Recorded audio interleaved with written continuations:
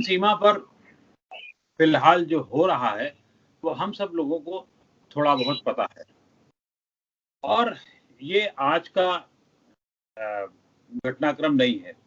ये पिछले 3 महीने से ज़्यादा ये चीन अपनी रणनीति पर चल रहा है, और वो चाहता है कि किसी तरीके से थोड़ा उत्तेजना हो, बातें बढ़ें, और अब ऐसे हालात लगते हैं कि तनाव कुछ ज़्यादा बढ़ रहा है।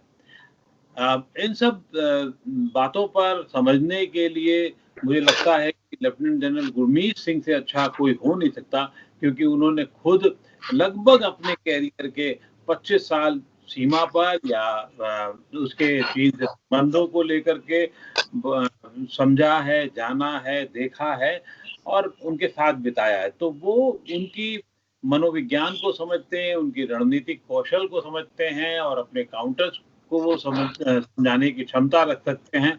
तो इसलिए बहुत-बहुत पुनः स्वागत है गुरमीत जी आपका, आपने हमें समय दिया। आज जो हालात हैं, वो किस तरीके के हैं, और हम एक सामान्य आदमी उसको कैसे समझ सकता है कि चीन जो इस समय कर रहा है पूर्वी लद्दाख में या बाकी और जगह देश के अन्य हिस्सों में उसकी सीमा मिलती है, तो वहाँ हालात क्या हैं और हम उनसे कैसे निपटने में सक्षम हैं? अखुर जी, सबसे पहले आपको जय हिंद, और बहुत खुशी है कि आपके प्रोग्राम पर आकर आपसे वार्तालाप की जाए। और ये समय तो राष्ट्रीय सुरक्षा के लिए बहुत महत्वपूर्ण क्षण और पल हैं। पूरे भारत ने देखा कि किस प्रकार 15 जून की रात को ईस्ट लद्दाख में गलवान के इलाके में झड़प हुई। वो जो वायलेंट फेस ऑफ था, वो एक ऐतिहासिक, ना केवल भारत और चीन के बीच में, लेकिन मिलिट्री हिस्ट्री के अंदर में भी एक ऐतिहासिक दिन था। उस दिन भारत के 20 वीर योद्धाओं ने अपने शौर्य, साहस और बलिदान का जो परिचय दिया है। उसके अलावा जो बड़ी बात यह है, उस दिन जो पीएलए और चाइना का झूठ और फ्रेब का पुलंदा एकदम पूरा विश्व के सामने में आया है, और ये पूरा दुनिया को और भारत को खासतौर पर ये समझ आ गया है कि पीएलए एक झूठ और फ्रेब का ही पूरा खेल है। चाइना तो सिर्फ psychological war, propaganda war, media war और लीगल वॉर में ही लिप्त है, और किस प्रकार से ये अपने आप को प्रोजेक्ट करने की कोशिश कर रहा था। लेकिन ये जो पीएलए है, ना तो ये एक सेना है, ये सिर्फ एक पॉलिटिकल पार्टी की एक फोर्स है, और उनकी क्या काबिलियत है, क्या कम्बैट एक्सपीरियंस है, जहां उनकी क्षमता क्या है, खुल के एकदम सामने में आया है। और सबसे बड़ी बात उस दिन ये हुई कि जो चाइना और पीएलए के ऊपर में ट्रस्ट है, पूर्ण रूप से टूट गया, क्योंकि चाइना और पीएलए दोनों ने ही मिलकर जो एग्रीमेंट्स हैं, प्रोटोकॉल हैं, प्रैक्टिसेस हैं, उनका उल्लंघन किया। अभी आज की अगर स्थिति हम देखें, उसके बाद की स्थिति देखें, तो ये स्थिति तनावपूर्ण है। बातचीत हो रही है, और लगभग 16 से 20 बातचीत हो चुकी हैं, टॉक्स हो चुकी हैं। मिलिट्री लेवल के ऊपर में, लेफ्टिनेंट जनरल के लेवल के ऊपर में 5 बातचीत हुई है। उसके अलावा working mechanism of consultation coordination, जो एक डिप्लोमेटिक लेवल के ऊपर में होता है, उसकी 4 हो चुकी हैं। एनएससी के लेवल के ऊपर में, जो स्पेशल रिप्रेजेंटेटिव लेवल है और चाइना के स्टेट काउंसलर हैं, उनके लेवल के ऊपर में भी बातचीत हुई है। इसके अलावा जो भारत के एम्बेसडर हैं चाइना, उन्होंने भी जाकर सीपीसी के जो बड़े ऑफिशियल्स हैं उनसे मुलाकात की है, और हमारे विदेश मंत्री जी ने भी चाइना के विदेश मंत्री से बात की है। इन सब के बावजूद भी चाइना ने इन सब टॉक्स के अंदर में एक डिलेइंग टैक्टिक्स का इस्तेमाल कर रहा है। भारत ने तो बिल्कुल क्लियर कहा है कि आप कंप्लीट डिसएंगेजमेंट कीजिए, रिस्टोरेशन ऑफ स्टेटस को कीजिए, जो 5 मई से पहले था। अभी देखिए ये सब कुछ चल रहा है, और भारत ने तो 15 जून से अपनी जो तैयारियां थी और भी तेज कर ली थी, अपनी प्रिपेयर्डनेस, रेडीनेस को हर एक लेवल के ऊपर, एयरफोर्स, नेवी, सिक्योरिटी फोर्सेस, और मैं तो इस हद तक कहूंगा कि इकोनॉमी के डिसीजन, पॉलिटिक्स के डिसीजन, डिप्लोमेसी के डिसीजन, और जिस प्रकार से भारत का जो यूएस और बाकी देशों के सब संबंध है, साउथ चाइना सी, इंडियन ओशन रीजन, इन सब के ऊपर में एक अलग से ही एक सहयोग नया उभरा है। लेकिन देखिए इन सब बैकग्राउंड जो मैंने आपको बताया, इसके बावजूद चाइना ने 29 अगस्त की रात को एक हिमाकत की। एक साइड तो टॉक्स चल रही हैं, उस रात को इन्होंने ट्रांसग्रेशन करने की कोशिश की पंगेंगसो लेक के साउथ बैंक के इलाके के अंदर में। जो भारत की इंटेलिजेंस है, जो भारत का काम करने का तरीका है, जो अलर्टनेस है, जो तैयारी थी, उसके कारण भारत ने बहुत ही स्पीड से मूवमेंट की और जो एक डोरमेंट इलाका ब्लैक टॉप और ये जो थाकुंग के इलाके के आसपास है, वहां पर जाके एरिया को ऑक्युपाई किया।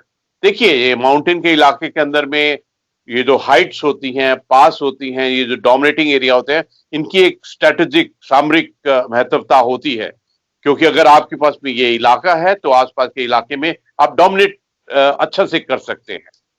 और देखिए ये भी जो हिमाकत की चाइना ने, ये रात के वक्त में कोशिश की, और लेकिन भारतीय सेना एकदम अलर्ट थी और उन्होंने बाखूबी से इस इलाके को ऑक्युपाई किया और उनकी जो नापाक हरकत थी उसको नाकाम किया। अभी जो उसके पश्चात में आज के दिन में दूसरी ब्रिगेड कमांडर टॉक हुई है। ब्रिगेड कमांडर का मतलब है ये उसी सेक्टर के बारे में बातचीत है। पहले तो जो बातचीत हो रही थी वो लेफ्टिनेंट जनरल लेवल और बाकी लेवल्स के ऊपर में थी और वो पूरे ईस्ट लद्दाख की स्थिति के बारे में थी, लेकिन ये वाली बातचीत ये साउथ बैंक ऑफ पंगेंगसो के मुख्यतः इस इलाके के बारे में है।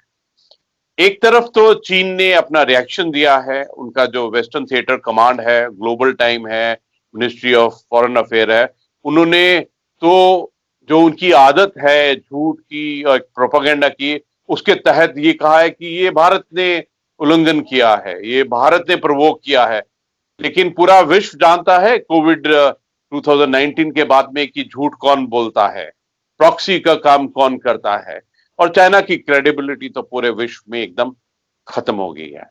और देखिए बड़ी बात यह है, इस स्थिति के अंदर में भारत पूर्ण रूप से तैयार है हर एक चुनौती के लिए और हर एक चैलेंज के लिए। और मैं आपको बताना चाहता हूं ये जो इलाका है, ये जो साउथ बैंक ऑफ पंगेंगसो, ये थाकुंग का इलाका, ये जो चुशुल का इलाका है, ये वही चुशुल वही रजांगला है जो भारत को याद दिलाता है 18 नवंबर 1962 की, जब हमारे 13 कमाओं के जो मेजर शतान सिंह जी की कंपनी थी, उन्होंने किस प्रकार से उस वक्त में इस एल्टीट्यूड 16,000 का एल्टीट्यूड है, हाई एल्टीट्यूड है, ऑक्सीजन भी की कमी होती है, सर्दी भी है, इन सब के बावजूद भी 18 नवंबर 62 को 5 से 6,000 चाइनीज ने हमला किया था और ये थे 120 सैनिक। 120 में से 114 ने अपनी प्राणों की आहुति दी, साहस, शौर्य और बलिदान पराक्रम का एक वो उदाहरण दिया। तो ये जो इस इलाके की वीर गाथा है वो पूरा भारत जानता है और इस स्थिति के अंदर में भी भारत पूर्ण रूप से तैयार है किसी भी चुनौती। सर, आप क्योंकि पूर्व उपसेना अध्यक्ष रह चुके हैं, देश के सभी सामरिक केंद्रों को समझते जानते हैं, तो ये खतरा क्या सिर्फ इस समय एक ही जगह पर है, या अगर चीन कुछ हिमाकत करता है, उसको आपने याद दिला भी दिया है कि सन 62 में जो हुआ है वो आगे भी हो सकता है और पूरी तरीके से देश उसके लिए तैयार है, 50 साल 60 साल बाद भी तैयार है और बल्कि और ज्यादा मजबूती से तैयार है। तो क्या आपको लगता है कि अगर चीन कुछ हरकत करता है, हिमाकत करता है, वो तो अपनी लड़ाई अपने तरीके से लड़ रहा है, वो मतलब राजनीतिक रूप से भी कर रहा है, राजनयिक रूप से भी कर रहा है और स्ट्रेटेजिकली भी कर रहा है। खास तौर पे जो उसकी आप अक्सर चर्चा किया करते रहे हैं, सलामी स्ट्रेटेजी, जिसको अगर सलामी स्ट्रेटेजी को मैं बहुत देसी भाषा में कहूँ तो वो जो ट्रेड यूनियन की भाषा होती है, 1 स्टेप फॉरवर्ड 2 स्टेप बैकवर्ड, यहाँ ये 2 स्टेप फॉरवर्ड 1 स्टेप बैकवर्ड पे रहता है ताकि उसको कुछ मिला है, तो वो अभी तक करता जा रहा है। तो ऐसी स्थिति में क्या देश के अन्य हिस्सों पे भी कोई खतरा है उसके एग्रेशन का? ये आपने बहुत ही सुंदर प्रश्न पूछा है कि चाइना का खतरा क्या है, थ्रेट क्या है, चैलेंजेस क्या है इस घड़ी में। देखिए, अगर आप ईस्ट लद्दाख को देखें तो हमने देखा कि अप्रैल के एंड से ही चाइना की जितनी हरकतें थी वो अग्रेसिव थी और प्रोवोकेटिव थी। एक जगह नहीं था, 4-5 जगह था। और ये उस वक्त हो रहा है जब पूरा विश्व कोविड से लड़ रहा है। और मैं आपको ये चीज बताना चाहता हूं कि ये सिर्फ ईस्ट लद्दाख में ही आइसोलेटेड और लोकलाइज नहीं है।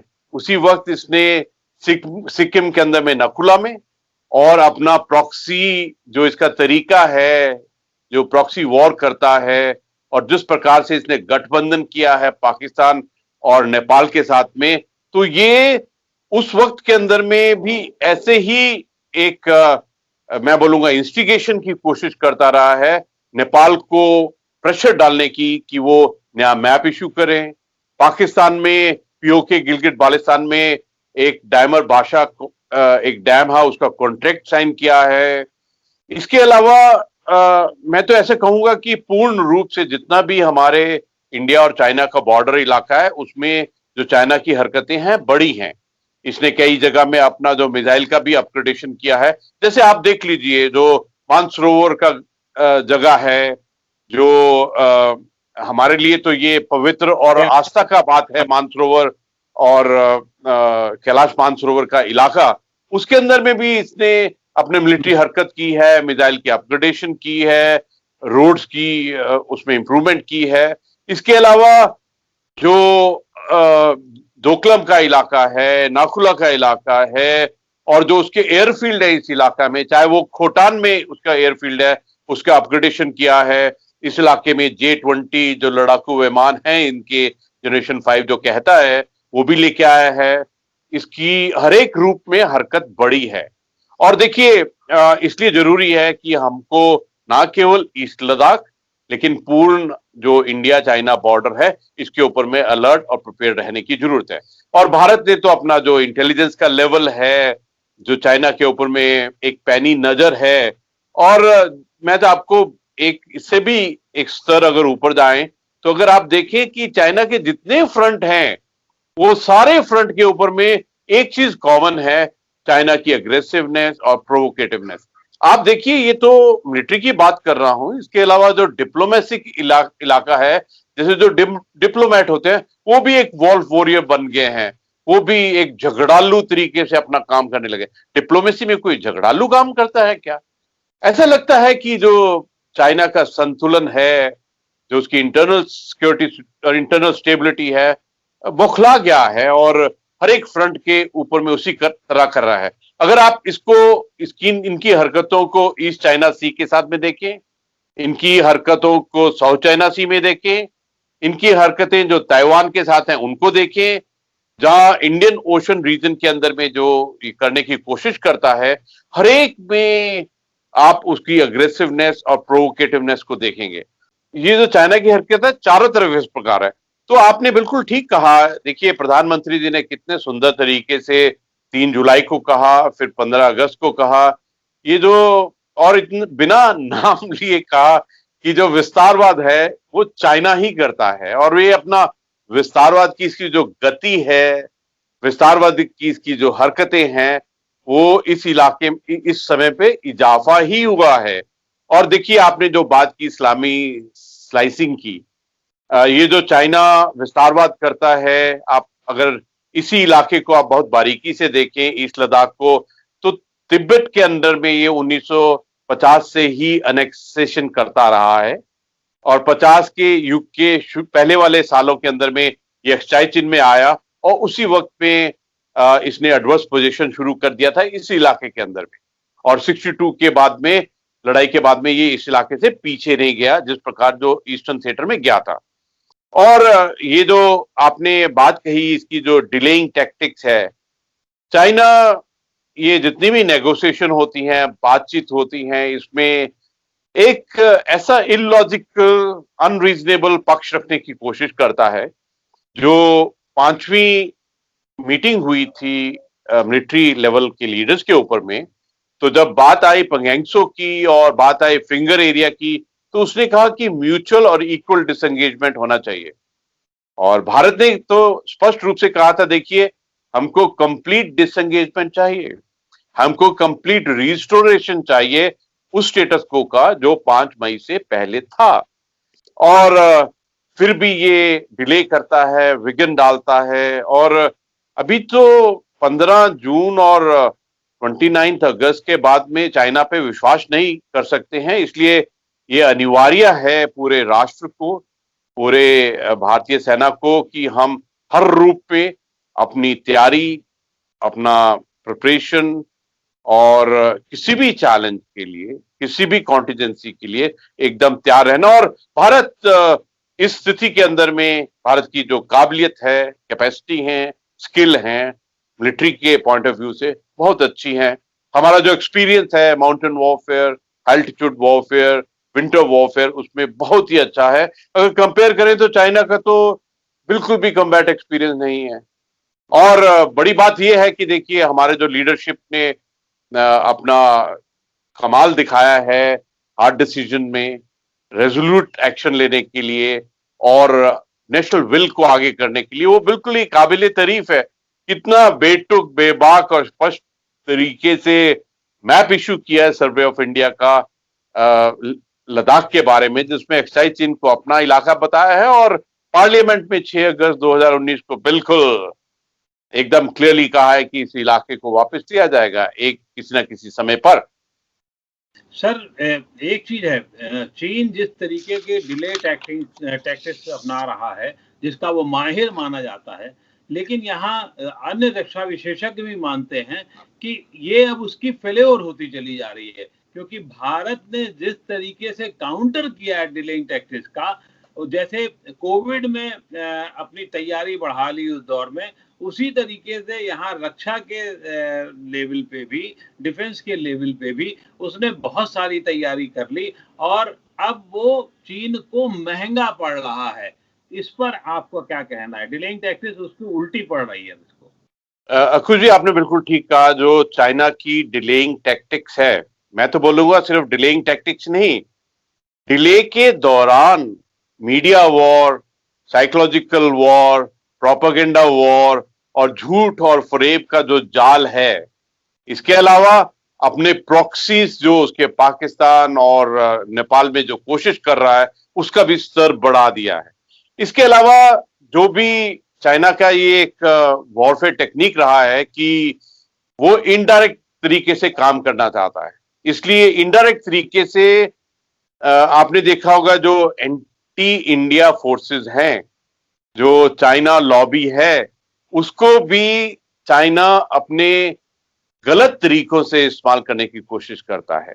जैसे चाइना की इकोनॉमी बड़ी है, तो उसने इकोनॉमी का भी, इकोनॉमिक स्टेटस का भी गलत प्रयोग करने का शुरू कर दिया था। क्योंकि अगर आप बहुत बारीकी से देखें तो उन्होंने कई देशों को, विश्व के देशों को, खासतौर जो लैटिन अमेरिका है, साउथ अमेरिका है, अफ्रीका है, यूरोप के इलाके हैं, पाकिस्तान, नेपाल और बाकी कई इलाकों में उसने डेब्ट और लोन से इनके इलाकों पे कब्जा करने की कोशिश किया।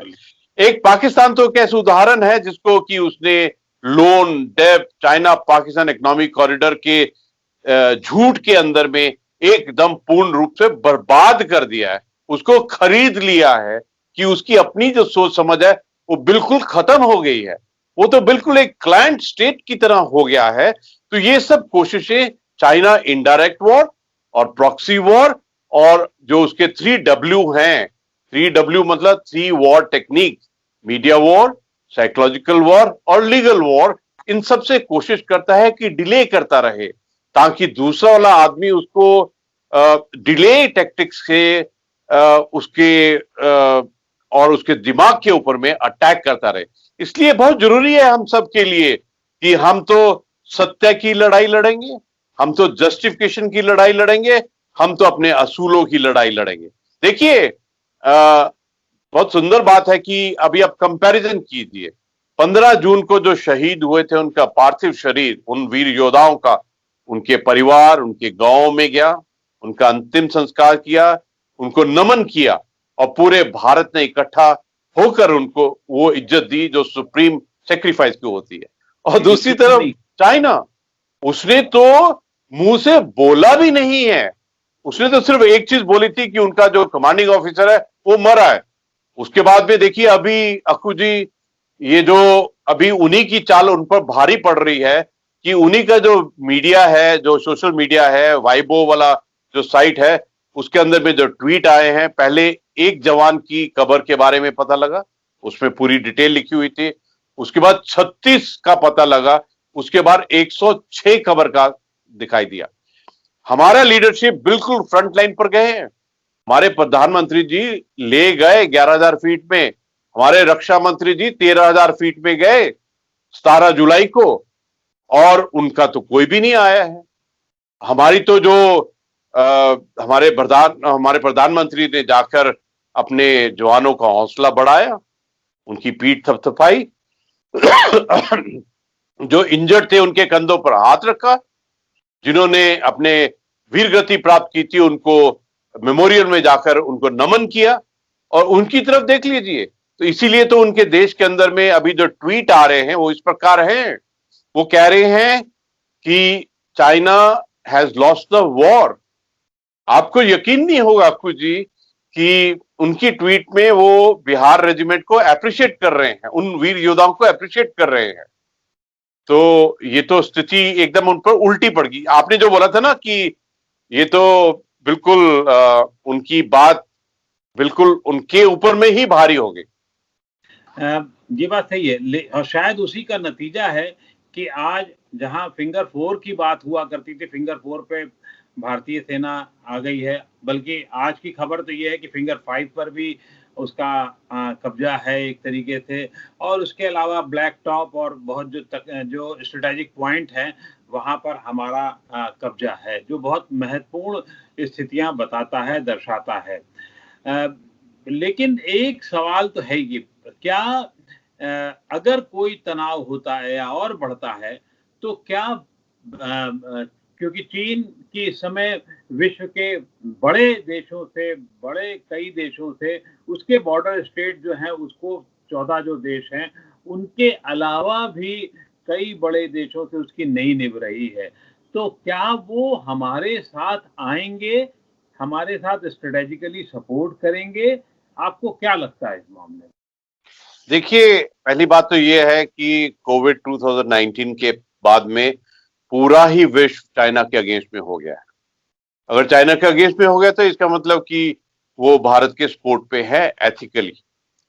दूसरी बात यह है कि अगर आप देखें जो यूएन जनरल असेंबली हुआ था उसके वक्त में किस प्रकार कई देशों ने कहा कि ताइवान को पार्टिसिपेट करने का उधर में मौका मिलना चाहिए, और ये चाइना की वन चाइना पॉलिसी के बरखिलाफ था। उसके बाद जब हांगकांग में उन्होंने नेशनल सिक्योरिटी लॉ लगाया तो 27 देशों ने उसका विरोध किया। अभी तो पूर्ण विश्व चाइना के अगेंस्ट में है। चाइना के पास तो मुट्ठी भर सिर्फ अपने प्रॉक्सी ही है।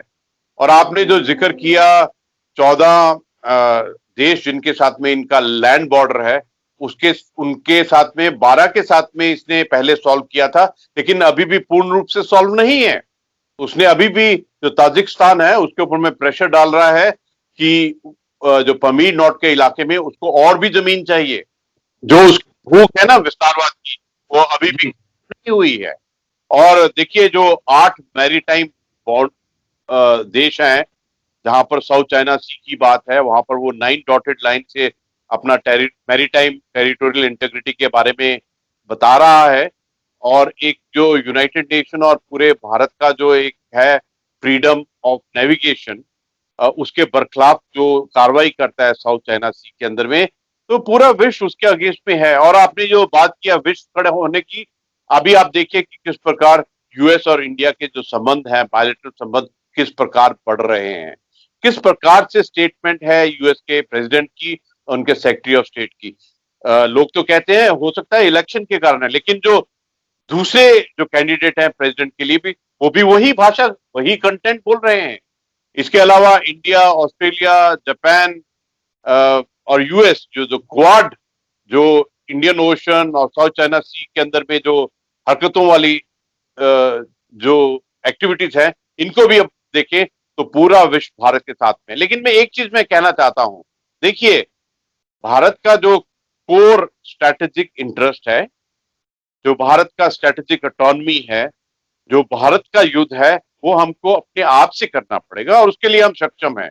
उसके लिए जो कैपेबिलिटी, कैपेसिटी, स्किल चाहिए वो हमारे पास में है। और ये जो पूरा विश्व का सपोर्ट मिलेगा, ये यूएस का सपोर्ट मिलेगा। अब देखिए कि किस प्रकार से जो राफेल आए हैं, किस प्रकार से S-400 रशिया से आने वाला है, उसमें एक्सपीडाइट किया जा रहा है। किस प्रकार से ड्रोन और बाकी जो सज्जो सामान है मिलिट्री का इजराइल से आने वाला है। किस प्रकार से जो नेवी के लिए जो बाकी एलिमेंट्स चाहिए, बाकी मेन इक्विपमेंट चाहिए, उसके अंदर में किस प्रकार से तैयारी चल रही है। तो ये तो एक अलग ही रीसेटिंग दिखाई देती है इस समय जब कोविड भी है और चाइना ने इतना अग्रेसिव और प्रोवोकेटिव स्टांस लिया हुआ है।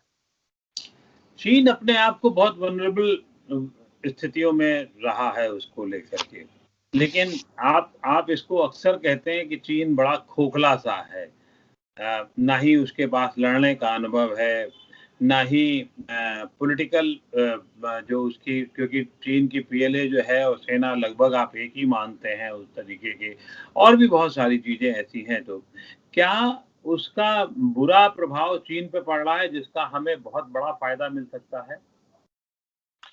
जी, पहली बात तो ये है कि जो चाइना की इंटरनल सिचुएशन है वो डेफिनेटली बहुत खराब है, क्योंकि जो उनका सिस्टम है उसके विरुद्ध में उनकी जनता अभी आवाज उठाने लग गई है। उनकी लीडरशिप, उनके डिसीजंस के ऊपर में आवाज उठाना शुरू कर दी है। जिस प्रकार चाइना गलतियों पे गलती करता जा रहा है, चाइना की जो लीडरशिप है उन्होंने जिस प्रकार गलत डिसीजन लिए कोविड आने के बाद में, जिस प्रकार उन्होंने ब्लंडर किया है 15 जून को, और जिस प्रकार की उनकी हरकत है साउथ चाइना सी में, तो अपने आप को ये सबसे बड़ी बात तो ये है कि हर एक फ्रंट पे वो अग्रेसिव और प्रोवोकेटिव है, तो अपने आप को वनरेबल तो कर ही रहा है। अंदर से भी वनरेबल है और बाहर से भी वनरेबल है। एक्चुअली चाइना अपनी ही सोच का शिकार है, अपनी ही गलत सोच का शिकार है। देखिए जो आपने दो शब्द इस्तेमाल किए, एक तो खोखला कहा, मैं तो बोलूंगा कि चाइना एक दिखावे में ही रहा है। एक मीडिया वॉरफेयर, एक साइकोलॉजिकल वॉर और एक प्रोपेगेंडा वॉर के सहारे एक दिखावा ही करता रहा है। असली सत्य क्या है ये तो तभी पता लगता है जब भिड़ंत होती है। जो भिड़ंत हुई थी 15 जून को गलवान के अंदर में, उसने जो चाइना का खोखलापन है, जो चाइना की का झूठ और फ्रेब का पहाड़ है, उसको पूरा विश्व और पूरा भारत के सामने में दिखा दिया। और इस इतना बड़ा काम करने के लिए जो 20 वीर योद्धा, जिसके अंदर में उनके कमांडिंग ऑफिसर साहब शामिल थे, उन्होंने कितना बड़ा काम किया है। और मैं आपको एक चीज बताना चाहता हूं कि देखिए चाइना इसी दिखावे के ऊपर में, इसी प्रोजेक्शन के ऊपर में दुनिया को बताने की कोशिश कर रहा था कि बहुत क्रेडिबिलिटी है उसकी, आप उसके ऊपर में ट्रस्ट करो, भरोसा करो।